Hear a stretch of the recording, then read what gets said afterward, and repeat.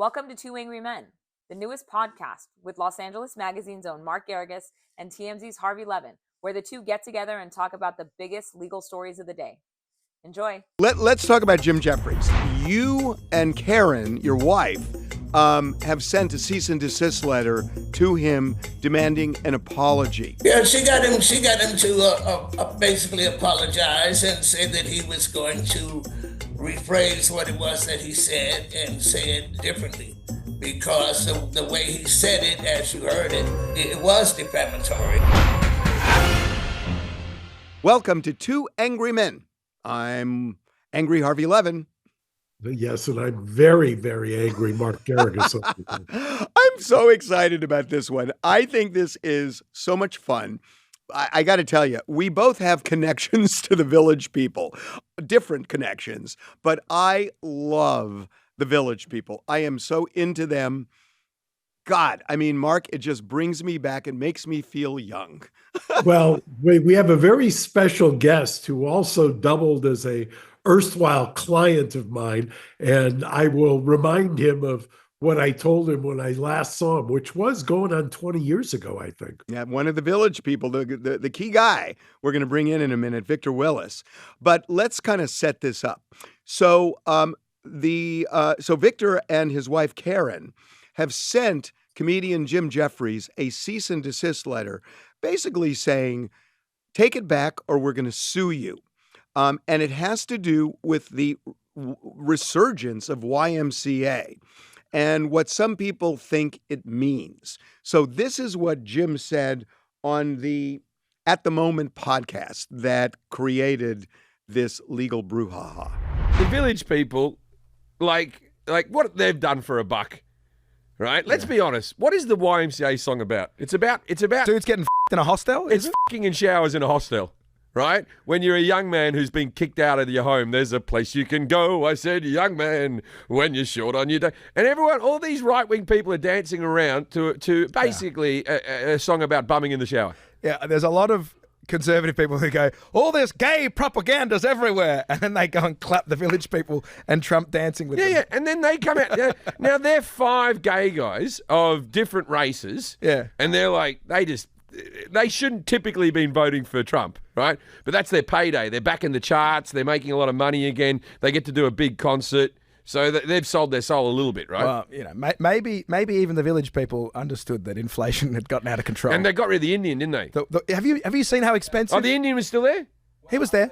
There was a guy in a headdress. There was a guy there. Oh, we still had the Indian headdress? I don't know if it's the same guy, but there is a guy in a headdress. No, it wasn't Indian. It was Vivek Ramaswamy. Oh, I was gonna be the sixth member of the Village People, but I was just gonna do one of those hats with corks on it from Australia. Okay, so number one, Victor Willis is straight, as Jerry Seinfeld would say. Not that there's anything wrong with it, but I don't think that's the gripe that they have. They are really pissed off that they are calling this a code for sex.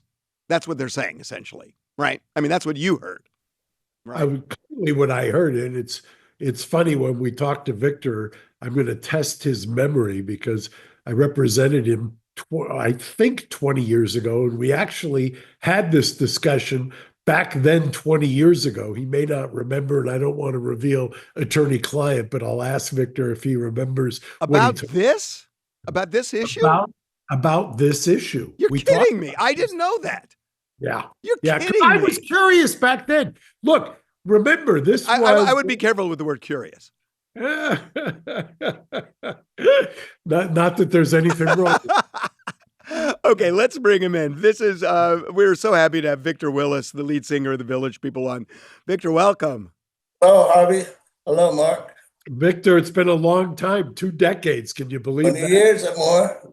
I don't know if you remember, Victor, but it's ironic, I suppose, that you're here today to talk about something. We did talk about this in San Mateo 20 years ago because I was curious back then with Harvey. Nothing wrong with that. About what? What was it about? The question basically dealt with the situation about being able to, well, Victor basically I mean, you don't look like, you don't act like, are you straight? Are you gay? I mean, what's the deal? I mean, you can tell me, that's between me and you. You asked me if I was smoking something, as I remember. Yeah, I do. I asked him, was he high or something, asking me something crazy like that. Let's talk about Jim Jefferies. So he is essentially saying Y.M.C.A. is code for sex, for gay sex at the Y. You and Karen, your wife, have sent a cease and desist letter to him demanding an apology. So kind of get into it because, look, Victor, we've had you on TMZ Live before, and we've talked about whether Y.M.C.A. is a gay anthem, whether the group itself is kind of telegraphing that. But this goes beyond that, and this has to do with code for sex. So tell us what the gripe is. Well, he went over the line with the defamation of the particular song when he got into saying that it had to do with men having sex in the bathroom. And if I'm sure you've heard and listened to my lyrics, there's nothing in my lyrics that says anything about that, about men having sex in the bathroom. I don't care about anybody calling it an anthem. They can call it a gay anthem. They can call it's an anthem, period. It's an anthem to me, to a lot of people. So that was not going overboard. It was overboard when he decided to say that it had to do with men having sex in the bathrooms. That's what the Y.M.C.A. song was about. That was stepping over the line. So we approached him when Karen approached him with it, and he apologized and said he was going to correct it or whatever. So that's something that is being taken care of by her legally. Wow, that's pretty good. I hypothetically, if I were representing somebody who said it, I would make the argument that it's not defamation, but you got him to relent. That's a tribute or hat tip to Karen. Yeah, she got him to basically apologize and say that he was going to rephrase what it was that he said and say it differently, because the way he said it, as you heard it, it was defamatory to me and to a lot of people that heard him say it. It was saying things that the song had nothing to do with. There was the words "the bathroom" are not even in the song, and having sex was not in the song. So it was going over the line. So let me be devil's advocate for a minute, because I'm just fascinated by this. Look, I was in my 20s when all these songs came out and loved them.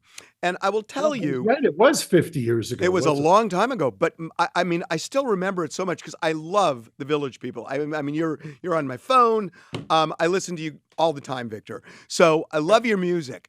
I remember back then in the gay community, there was this, it's almost a double entendre. And I actually pulled some of the lyrics. And I mean, I get it that on the surface level, it could mean anything. But, they have everything for young men to enjoy. You can hang out with all the boys. You can do whatever you feel. There were a lot of people who kind of winked at that and said, yeah, they're kind of talking to two groups here. They're talking to straight people about maybe, just playing basketball, and maybe they're talking to the gay community where they can have a laugh about something else. Well, that was something that I credited myself on, was writing songs with what was called a double entendre. Basically, I would write a song to where you could take it any kind of way you wanted it. If you were straight, you could take it with the lyrics for somebody straight, or if you were gay, you could take it for somebody gay. Because of the difference in my lifestyle and Jacques, that was something that he and I discussed, was that when I would write the songs, rather than saying basically about he or she, I would just say someone. When I see someone that I like, I wouldn't say when I see this girl I like, or I didn't say when I see this guy I like. I'd say when you see someone that you like. That was on I'm a Cruiser. So a lot of the songs were written particularly written so that they would satisfy him in his lifestyle and would satisfy me in my lifestyle. And I'm saying to write a song to where it could be taken by whoever wanted to take it to fit them, to fit their lifestyle. Well, I have a question for you. What did you make of when this became kind of the Trump anthem? And did you ever see that coming? No, not really. At first, it was kind of strange. I didn't really, I got so many complaints and so many people calling me, which was basically from the gay community that were complaining about me allowing Trump to use the songs, which is something that I think I think Karen sent him something letting him know about the percentages of our audiences. For example, the gay community, for example, when we look at the record sales and how many people come to our shows, there's like 10% of a gay community that have been coming to my shows, and I've been there almost 10 years now. That's shocking. That's shocking to me. That's yes, just shocking. You would think it has been 60%, 60% of straight white women and 30% of straight white men. So there are more. So there are 3 times the number of straight white men than gay men. And gay men that come to the Village People concerts. What? And we have that. We know who comes. We know who comes to the shows. One of my best friends, a cowboy in the group. I mean, he has a different lifestyle than me. And like Karen said, she asked him, she says, like, what do you see out there? He says, well, like, I only see a couple of the people that are in my lifestyle. He says, and I would know them. So, and when she's done the research on it, like I said, it's been 60% of white women, 30% straight white men, and 10% of gay men, and maybe 1% or less of Black people that have come to the Village People shows in the last 2 years. This is really kind of a sexuality Rorschach test, is the Y.M.C.A. attendance. It's shocking to me. Well, it seems like the number one, the white women like men, and the husbands like their wives that like men. Okay, so that's how that goes. Okay, but look, that's 90%. I'm just going to lay it out here. Harvey's disagreeing, by the way. Well, no. I'm not. I can't disagree on the numbers, but I've always wanted to compliment you on something, and I've always thought, he's not going to receive it well, but I'm just going to do it. I think you are one of the most brilliant marketers that I've ever seen.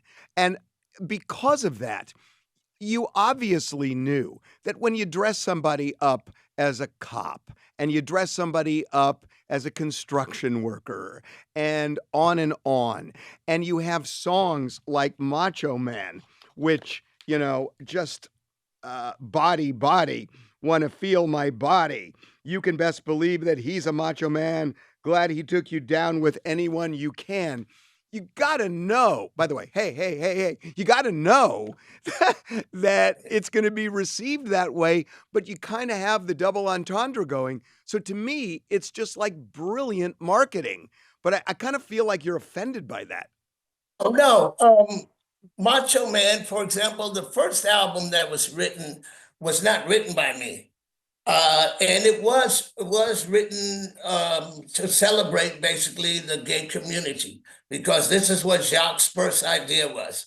I had no idea that this was what it was about. I was an actor on Broadway, and I was doing a gig to make me some money at that point. And I didn't even know I was just singing the songs, And it turned out that even Jacques, before he had passed, by the time we noticed the first album hadn't even gone gold until I had taken over the second album, and Jacques and I said, look, we have to broaden our spectrum on these songs. It can't, because you're limiting them by making it to just one particular group. So then when I wrote Macho Man, that's when the group actually blew up. That's when the first album, I got to go for the Macho Man album, and then San Francisco Hollywood got the first album got a gold album. Yeah, but Macho Man is hardly a straight anthem. Well, actually, Macho Man basically was for me, I was being very arrogant. When I was talking about body, I was saying, body, want to feel my body, want to touch my body. It's too much my body. Check it out. Don't you doubt. Talk about my body. Turn it out, my body. I'm like, yeah. This is it. This is it. My body. So that's what Macho Man was basically about. When my body is so hot, love to pop it. Made by God, it's so good. All these things. I was being arrogant. As a male saying, check out my body. Got to be mucho macho, baby. This is what I was saying. So I don't know. I mean, it ain't, I don't know how you can say it sure ain't gay to me. I mean, I wasn't talking about being gay. You were celebrating your Adonis-like physique. I was talking about my body. Exactly. Hey, I want to ask you about the inauguration. I couldn't wait to watch you guys. And I noticed that, and maybe I'm wrong here, but you didn't get close to Trump. You weren't really interacting with Trump. He was kind of doing his thing. You guys were doing your thing. Was that intentional? Because I just wondered, my sense was maybe your politics don't align because you had such problems with him in the past that you're going to do the inauguration, but it's not like you are, checking all the Trump boxes. Well, I was being respectful, basically, to the president. What I did was when I walked up to him, I just shook like I would shake anybody's hand. I mean, as a man, I just shake your hand. I mean, I wasn't gonna hug him. You see what I'm saying? It was just like, how you doing, sir? Thank you, I appreciate it. Thank you for inviting us, etc. I was just being respectful to him. At that point, my mind I wasn't thinking about, oh, well, what you did as a president or what I like or what I don't like. I mean, I was thinking about getting ready to go and perform and do my song. That was what was on my mind. I mean, other than that, I didn't have any thoughts about anything about Trump or good, bad, or in between. Did you get pushback for performing? Oh, yeah. I mean, I had thousands of comments on my Facebook. But I mean, they were basically most of them were coming from the gay community. And they were basically at that point claiming like that they were the ones that made me famous and that now I was turning my back on them. And it was a shame on me and I must have needed the money and must be selling out and all this stuff. And they would never listen to my songs again. And they were going to take me out of their playlist and all of this. I mean, I got hundreds of that, Then I got thousands of people saying, thank you, that we appreciate the fact that you just went on and just performed the song because that's what you do. That was what I was doing it for. It was music. And do you think that you guys are more popular now or back in the day? I think we're probably more popular now. Because I got a lot of people saying, for example, that when they heard the song, they were like Harvey, they were youngsters, and then now their children weren't alive when I did these songs years ago, and now they get to hear what the songs were and get to enjoy them, and that they thanked me for the fact that the new generation got to experience something that they experienced, and the new generation loved it.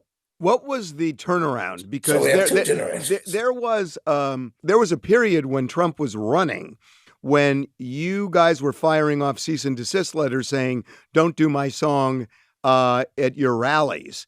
And you then turned around and kind of embraced it all and performed at the inauguration. So what was the shift? What caused that? Well, in the beginning, it was like I said, there were Karen would get all these, emails and messages and texts, from fans. And I mean, there was just thousands and thousands of them, and it was like bombarding her, and she was, even talking her to sleep about people just confronting her with letting Trump play our music. So then we were like sitting and looking at one of the rallies one day, and I noticed that he genuinely liked the song. And so I said, whatever, however you look at it, it seems like he really enjoys the song. And I said, and it seems like the American people are having so much fun each time he plays it. Everybody seems to enjoy it. And I said, and all these other artists are like telling him, no, cease and desist, cease and desist. And so I said, well, no, why don't you contact BMI and just tell him like to let him keep his political use license and let him use the song. And I was basically glad I did, So I don't remember, Victor, did you at the inauguration do the Trump style dance with it? No. Have you ever done the Trump style dance? No. Okay. I haven't. Does it bother you that does it bother you that your dance from Y.M.C.A. has now been co-opted? Oh, I mean, Trump does what Trump does. As you know, Trump does whatever he wants to do. I'm not trying to imitate him, and he hasn't tried to imitate me. So it doesn't matter, as long as it works for him. It's just like dancing. If people get on the dance floor, everybody dances different and doing different steps and different moves at different times. Oh, you're doing the Trump thing right now. I just saw you do Well, it. I'm just saying. At this point, see what I'm saying? I was doing it naturally. I mean, on the dance floor, people, I could be doing this if I wanted. You know what I'm saying? It works. It just depends. So it doesn't disturb me that he does whatever he wants to do, because when I get on the dance floor, I dance just like me. I don't dance like anybody else, and that's his way of expressing himself. Fine, and if people want to do that, fine. You that's said the way it is. You said something really interesting. You said that you've been getting a slew of emails from people who were saying you kind of turned your back on the gay community and everything else. And, it's interesting that you're getting such a reaction from the gay community, yet you say that only about 10% of the gay community buys your records and whatnot. So are you upset about that? Are you upset that a lot of people in the gay community are pissed off?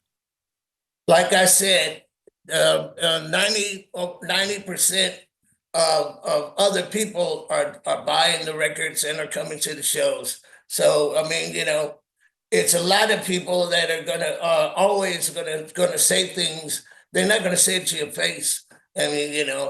People, when you gave them a chance to put their hand to a pen or to type something on a piece of paper and send it to you and tell you, you're full of this and that. I hope you drop dead in your sleep and all kind of crazy stuff. Those are things that people will say behind. They'll say it on a piece of paper or whatever. They'll never, and probably half the people that said they weren't going to watch us at the show at the inauguration, they were probably the first ones glued to their televisions. I don't care. Very sage words, because I found the same thing. It just depends on who the keyboard warrior is attacking on at what point. So I hear you. Well, that's all. Hey, Victor, I got to tell you something.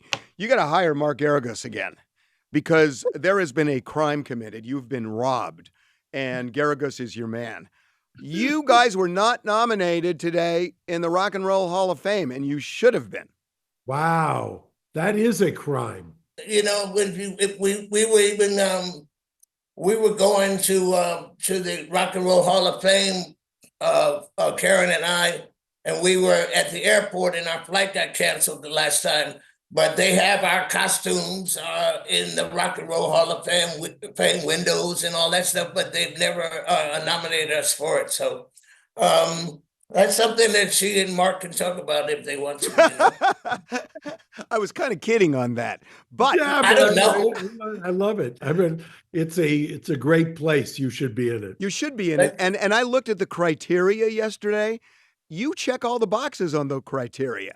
That it's, songs that wear well, had an influence on other artists. Mick Jagger wrote a song by being inspired by you guys. So you check all those boxes.